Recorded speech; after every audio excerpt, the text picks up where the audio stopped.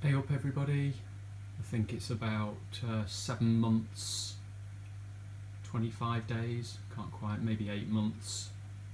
As you can see, I've got a yellow tang which has been in here for about 4 weeks. Happy as Larry, eating those nori sheets and all the different frozen foods that I give. I had the Mandarin Dragonet died, which was really sad. It just sort of gave up the ghost. I mean, I think there is plenty of copepods in there, amphipods, but maybe they're the wrong type. It was always pecking away, seemed healthy, seemed fat. On my next video I'll show you. It didn't seem skinny to me, but maybe it was, and that was a bit disappointing, a bit sad. It was 7 months old, or 7 months in this tank. I mean, it had been a pair in the fish in the LFS, and the other partner died in the LFS when I was there, so I guess these things happen. What's going on? I'm getting good growth, obviously, as you can see, with the plating Montipora, the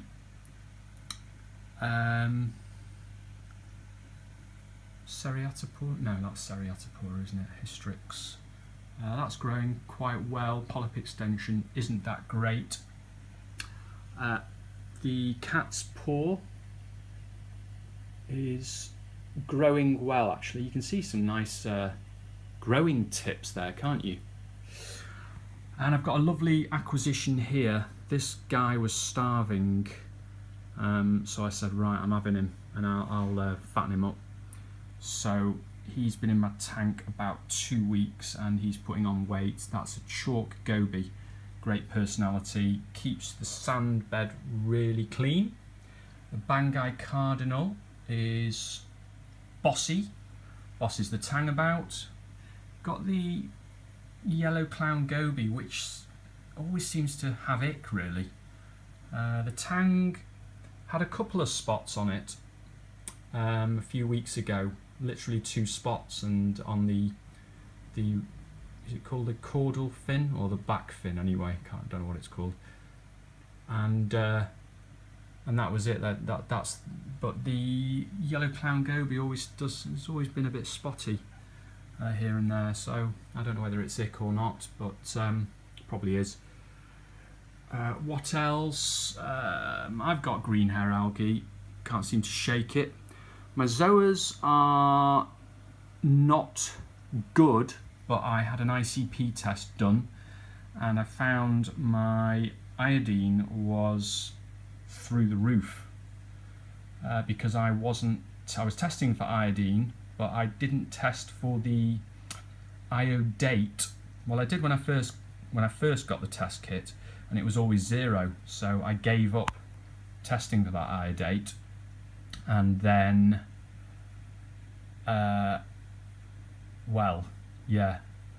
the iodate is through the roof, and that came back on the ICP test. So the good news is no tin in my system. So that was always my thoughts, was there some tin leaching into my system, but that's not the case, so I'm really happy about that. And what I've done, I think this is about week 3, I have joined up, look at the mayhem there, but I've joined up, you can see there's like a water bridge, and I have this sort of attempt at a display refugium to try and lower my phosphates. My phosphates, as usual, are high, 0.06 I think.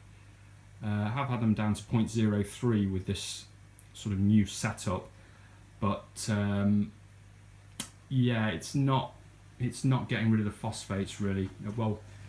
And you know, I'm getting the green hair algae in here, which it's not growing very fast, but I have to scrub it off, and it grows on the zoas, which is a bit naff. I've got what else have I got? This, I think this is actually a Spongades.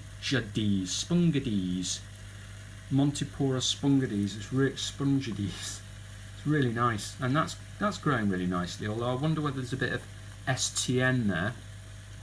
And then we've got this tricolour acropora, which suddenly decided to start growing a little bit. So you can see the sort of, don't get much polyp extension, but you can see there's a bit of growth going on.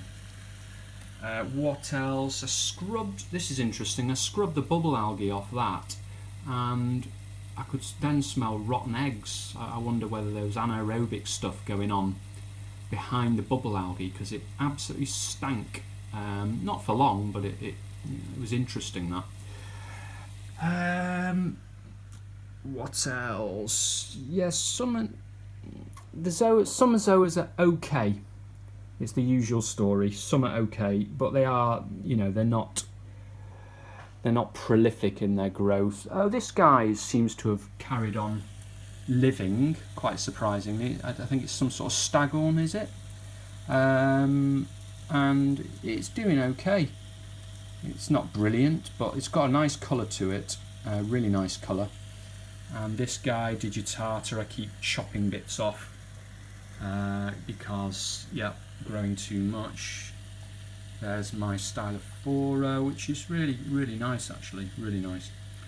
There we go, there's some more Montipora. I keep chopping that down as well because it keeps shading stuff. Like I've got a big chunk there that I chopped off. And another quick look at this Refugium. Tomorrow I get delivery of Miracle Mud. Again, I don't think Miracle Mud will do that much for, well, it won't do anything for phosphates. Well, it might do, you never know. It's meant to get rid of nitrates, but I don't really have a problem with nitrates. My nitrates are always pretty low, 0.2 ppm. Again, my phosphates, yeah, they are about 0.06.